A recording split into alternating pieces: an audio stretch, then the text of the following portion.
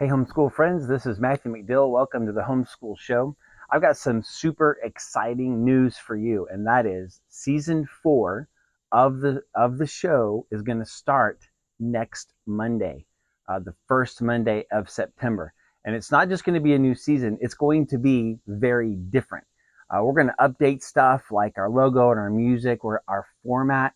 Amanda Wares, our Homeschool Helps director, who's been Homeschool Helps with Amanda. She's going to be kind of our anchor host, and we're going to have Melanie Willis, who's our community relations director. We're going to have Dorinda Wilson, who's a speaker and author. She's been to our conference. You probably know her. They're going to be helping out with some co-hosting.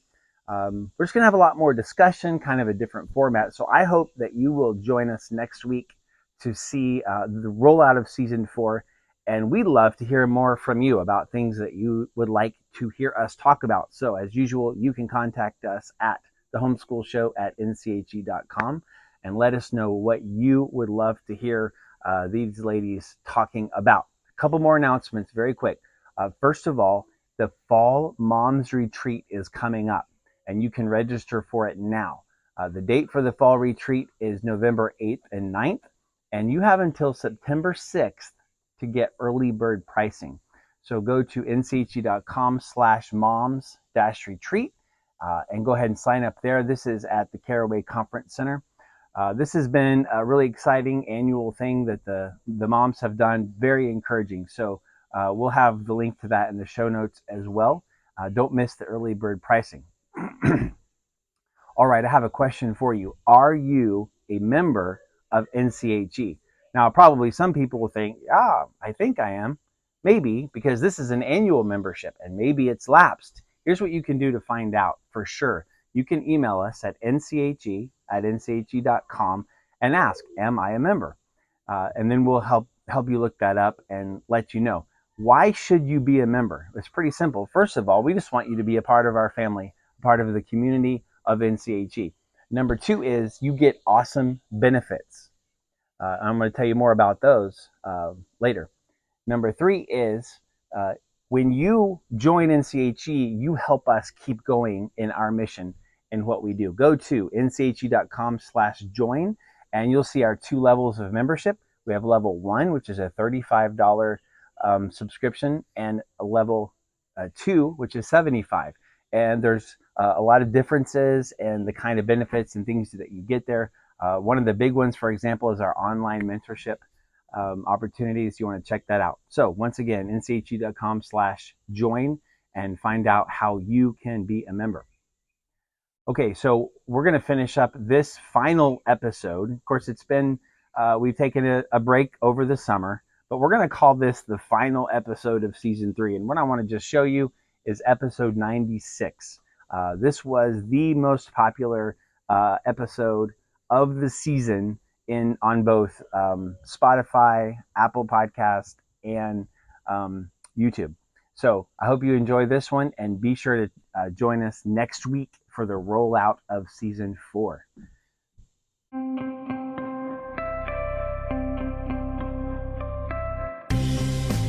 Welcome to the Homeschool Show from North Carolinians for Home Education. Our goal is to help you homeschool with confidence and joy. I'm your host, Matthew McGill, and we have as our co-host today, Rhonda Marshall. Hey. How's it going? It's going well. Good. Glad to be here. So we're at the NCHE Board and Liaison Retreat. We are. So we're on site at a new location. We do this every year. We get to do some planning and some fellowship time. And we just work hard to try to do everything we can to serve homeschoolers better. That's right. It's a fun time. Yeah, it is. But it's a lot of meetings. Right, what do we got today? Well, today we're going to remind you about the upcoming Moms Retreat that's coming up this fall that you're going to definitely want to know about.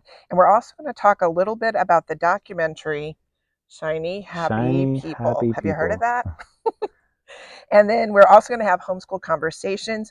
Today we're going to show you a portion of a webinar that Amanda recently recorded with Lindsay LaVisca for parents of special needs and struggling learners. And they'll talk about main lessons that you can learn from it and how to modify curriculum and socialization for these special needs children. Then we're going to have Matthew bring some wisdom from the Word, And then finally, in Homeschool Helps with Amanda, she's going to kick off a brand new series that I'm really excited about. It's about common misinformation about homeschooling. And in this segment, she's going to talk about the common misinformation about day and time requirements, which a lot of people have that in homeschooling. So it'll be good. Yep, sounds great. Okay, starting off homeschool news. This time we'll talk about the new, somewhat new now, documentary on Amazon Prime called Shiny Happy People. And if you haven't seen it, then to be honest, I'm not recommending that you watch it. But if you're a homeschool family, you probably should be aware of it because you might run into somebody who has seen it. And although it's not totally focused on it, pretty much one of the main themes is homeschooling, and even more specifically, Christian homeschooling. Mm-hmm. And so I really just want to hit a couple of important points here talking about this documentary. On one side, we need to acknowledge that as it depicts in this documentary, there are some things going on in homeschools and in homeschool communities that are terrible. Mm-hmm. And we in no way need to feel obligated to defend or feel accused by something like that going on in somebody else's homeschool community or in somebody else's homeschool. There are people doing those kinds of things or bad things in all kinds of demographics and all kinds of situations. And so one of the things that I think a homeschool family shouldn't do is feel like, oh, well, this documentary seems to be attacking Christian homeschoolers, and so we need to somehow defend it. No, we do not need to defend or stick up for any of the people involved in that situation. On the other hand, what I want to say is it became very clear, especially at the end, that there was an agenda to paint homeschooling families and Christian homeschoolers as dangerous people because they are going to take over the world. You know, I mean, they're trying to prepare and they're militant, trying to get into the politics and all this stuff. I mean, it was a propaganda piece. I mean, really trying to inspire fear. And so once again, what are we going to do as homeschoolers when we have other people bringing this up or getting this idea? And that is, we want to present the positive view. We want to represent Christian homeschooling for what it is. Now, it's not shiny, happy people. In other words, it's real and it's hard and things go wrong and we make mistakes. So we don't want to present this fake version. On the other hand, the vast majority of homeschool families are doing a wonderful, wonderful work. And awesome things are happening in their home. And so we want to do the best we can to present that and promote that and represent that to the community. So anyway, I don't want to go into any further, but I just wanted to bring up those 2 points so you're aware of this documentary and so that you kind of know how to navigate that if you get cornered by somebody wanting to know about if you're a shiny, happy people. All right, we're going into the fall here very soon, and people who follow the normal semester structures are cranking that up. By the way, that's something Amanda's probably going to talk about because you don't have to follow a particular schedule. Right. But a lot of time people are starting up school right now, and this is a really great time to think about your NCHE membership. If you are not a member of NCHE, this is one of the ways to take advantage of the best services, the best resources that we have for you.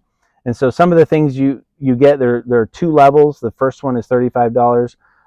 There's a free online mentor session. You get the Greenhouse magazine. You get a monthly members email that has inside information, exclusive resources. You get early access to some of our activities and field trips.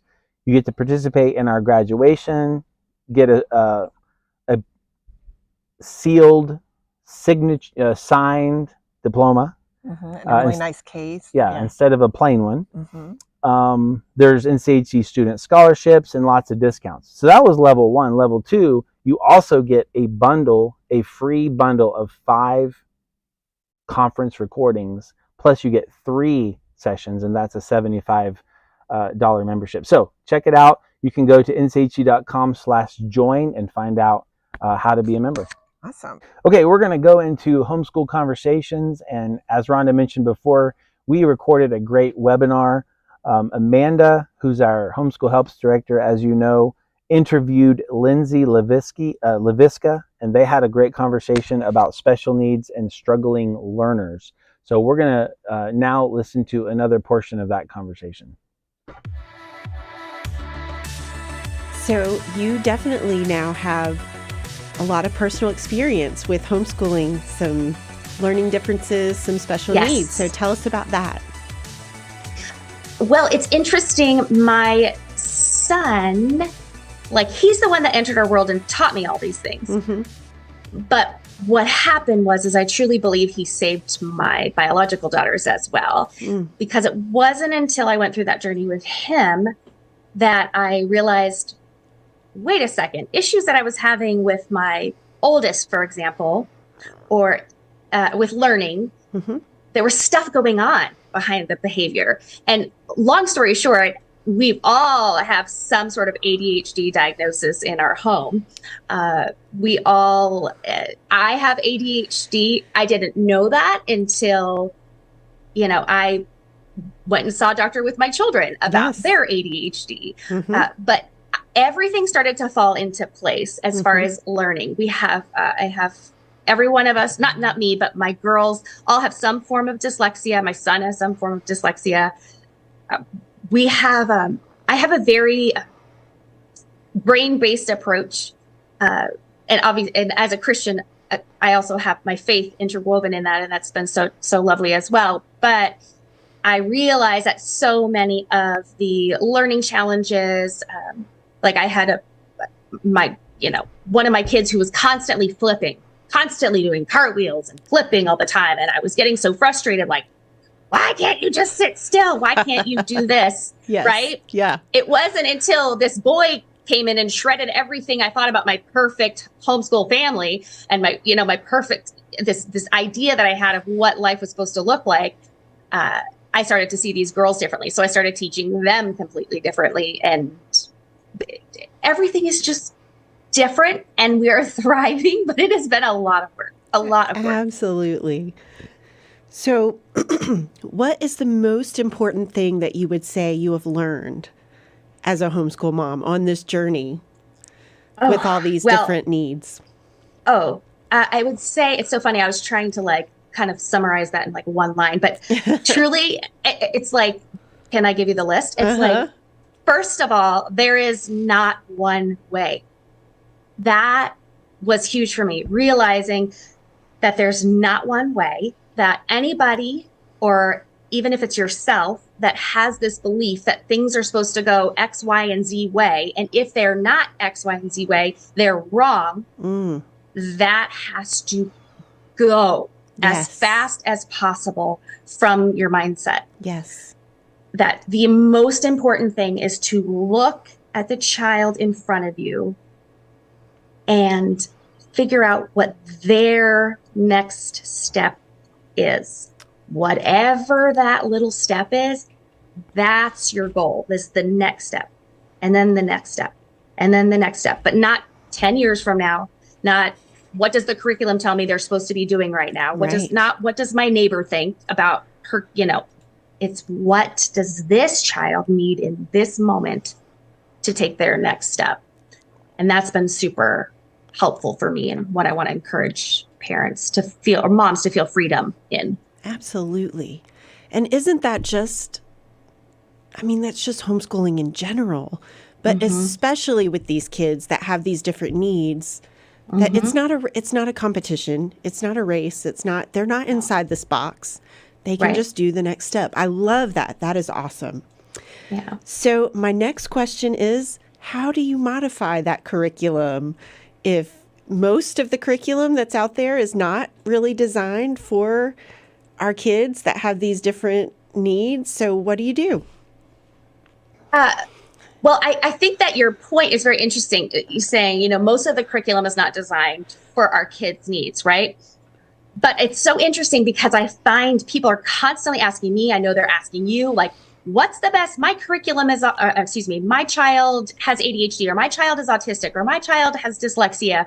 What's the best curriculum? Absolutely. And I'm like, there is no best curriculum because the best curriculum for my kid, based on who they are, is not going to be the best curriculum for your child. And so unfortunately, people don't get the answer that they want. And that would be me as well. You know, for years, I tried to make a curriculum fit my child. But the thing is that every curriculum is a tool. And if I could encourage every homeschool mom, new homeschoolers, or those that have been around for, those that have been around for a long time get this at this point. But the curriculum is a tool. So I'm in charge of the curriculum for my children. It's not that the curriculum's in charge of me. And I think when parents start to realize that you could use any curriculum as a tool, okay, as a guide. Yes. You could save so much money, save you so many headaches. The curriculum's a tool and I'm in charge. And so that is like the lens with which I look at curriculum. And that's very, very helpful once parents can gain the confidence to know, I pulled my child, I'm homeschooling my child for a reason because I know that child best. And so I'm going to use this as a tool, and I'm not a slave to this book that somebody wrote that doesn't even know my child, right? So specifically, it's always focus on the goal. So like if the math curriculum is asking, like, for example, we're going through a season with my son, who is now 9, but he struggles very much with abstract language and abstract concepts. Sure. So it's hard for him to go, like he was even having trouble with his subtraction facts. He's got an incredible visual memory and he can memorize anything, but he was really having a hard time borrowing. Okay. Sure. And I realized, well, the next page in this workbook was subtracting all these, multiple digit subtraction problems. But I realized he needed to take a break and go back to the basics. And so I had to think outside the box and be willing to push back on the lesson, press pause, figure out where he is and where he's getting stuck. And then I'm going to spend a week or two just focusing on, fact families, triangles, like, the triangles where you put the circles. Oh, yeah. You know what I'm talking about? Like it seemed, and so it was literally because I was trying to help. I had to think outside the box, and I couldn't let the curriculum force me to push through because that's what it says I'm supposed to do. So I want to give moms encouragement that they have that power. And I think that happens over time. Yes. The other thing is not trying to integrate, particularly for our children that are have different ways of learning, not trying to integrate all the skills at once. So you made the point about the curriculum. The curriculum's designed, you're right, for a child that is fluent in their penmanship, that has fluent sense of read, is able to read fluently, is able to line things up, that the child that has no maybe ocular motor visual tracking issues, right? Right. So if the subject is, if we're in phonics, or if we're doing some reading, and the question or the goal is for the child to identify the letter sounds that, the digraph or the vowel team, AI, for example, or AY, what's making that long A sound, and it's asking to write everything out. If my child doesn't have the cognitive capacity or emotional capacity to put forth that extra energy, I'm going to take the pen out of their hand and focus on the objective, and I will write it, or I'll have them circle it, or there's just so many different ways to modify. Oh, yeah. Don't or even have the to motor skills. Yeah, even the motor skills to do that sometimes. Yeah, absolutely, exactly. So we can work on penmanship or the motor skills, the fine motor skills, in isolation later. But I don't want to hold my child back from being able to progress in reading, right? Because I put this barrier in front of them, which is a pen, right? Because the brain has to expend so much fuel doing this, not just with the hand, but with the fine motor, because our visual tracking is also a fine motor skill, and people don't realize how much fuel the brain uses just to track if the reflexes and if everything in the sensory field and all of those skills are not integrated in the body. So the point is focus on the goal, and that should help you figure out how to eliminate and zero in on what your target goal is. Does that kind of make sense, what I'm saying? Absolutely. That is fabulous. So you're definitely going to want to see the whole webinar. We haven't even released the whole thing yet. We're just giving you these previews. So what's going to happen is tomorrow on August 22nd in the evening, we're going to release this webinar. And when we do, it's going to be on YouTube. And when we do, Lindsay and Amanda will be there live to answer your questions. So you're going to watch it together, pre-recorded. And then Lindsay and Amanda will be able to interact with you and answer any questions that you have. So go to nche.com/ability.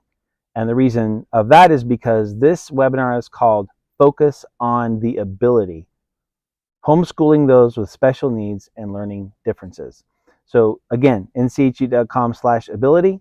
This is a free webinar, but you do have to sign up to get the link so that you can watch that private viewing. That's awesome. Yeah. I love that.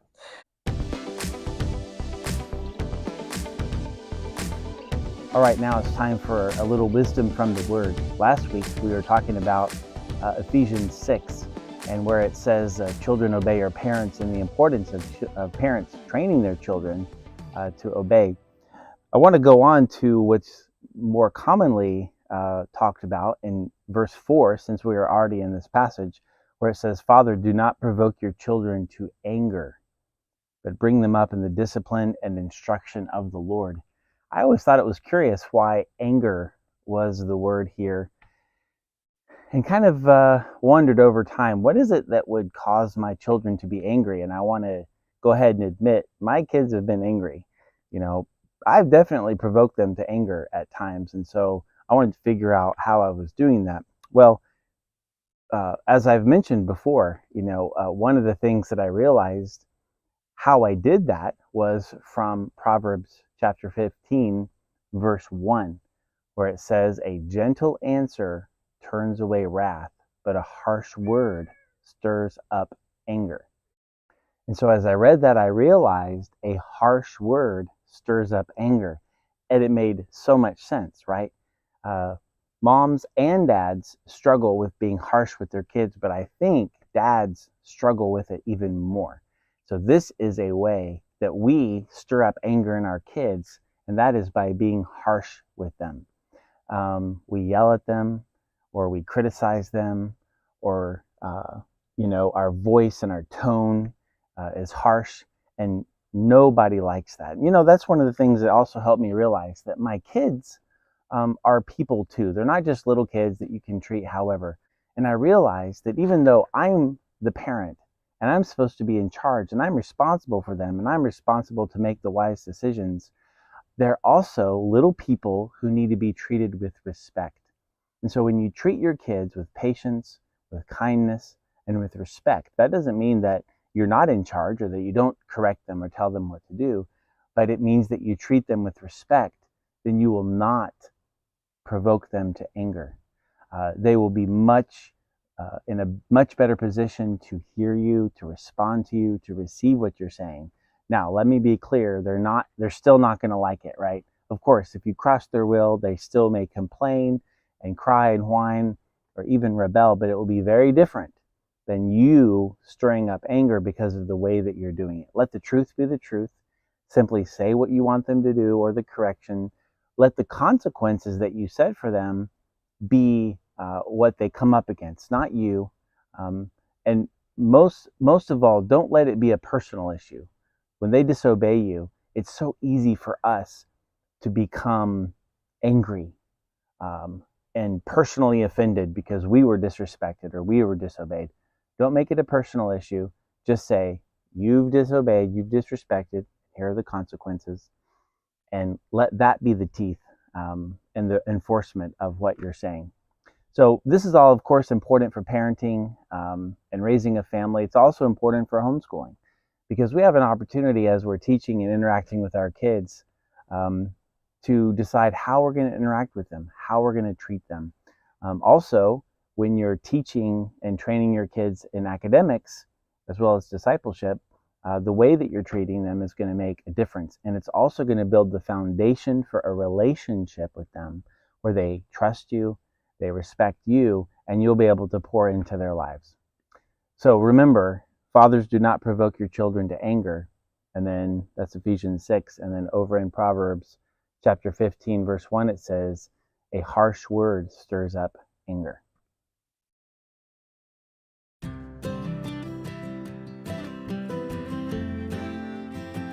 Welcome to Homeschool Helps with Amanda. I'm Amanda Wares, Homeschool Helps Director with NCHE. So today and for the next several segments, I am going to address some misinformation.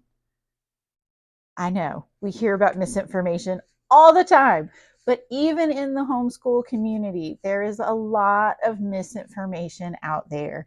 And today, I'm going to address one of the most common things that is misunderstood or people tell the wrong information, whatever it is. And that is about our requirements as homeschools in the state of North Carolina. So I hear it at this time of year, it's almost every day.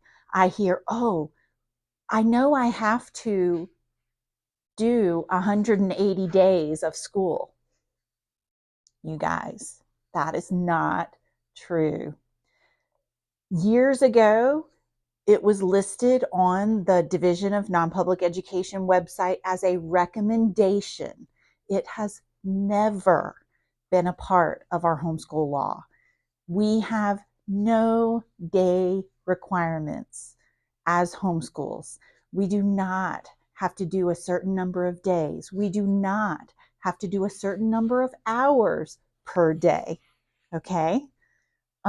It doesn't matter where you hear my brother's sister's uncle said, no, we know the law. I've explained the law on these segments before, and now I'm telling you again, it empowers you to be free if you really know what the law says and what the law does not say. And this is one of those things that gets misinformed all the time. So now you know 100%. Do we have to count days in North Carolina? No, we do not. Do we count hours in North Carolina? No, we do not. Okay, what does the law say? We need to have school on a regular basis during 9 months of the calendar year. Now, what does that look like in your house? That's 100% up to you. And I guarantee you that if you ask 10 different homeschools what that looks like in their house, you would get 10 different answers as well. We are free to customize our homeschools to make them work for our children, for our families. So I really hope this helps today. So thanks so much for joining us this week. It really means a lot to us that you spend time with us. So please send us any questions you may have. We'd love to have them. I know Amanda would love to have them. You can give us feedback too at thehomeschoolshow@nche.com. And please help others find our show by subscribing and liking and rating and giving a review on Apple Podcasts and on YouTube. And if you think this show would be beneficial to other people, please let them know about it. Not everyone knows, and if you think it's helpful, we really appreciate the share. To learn more how to subscribe to our show as a podcast or on YouTube, visit us at nche.com/thehomeschoolshow. That's right. And until next week, continue to homeschool with confidence and joy.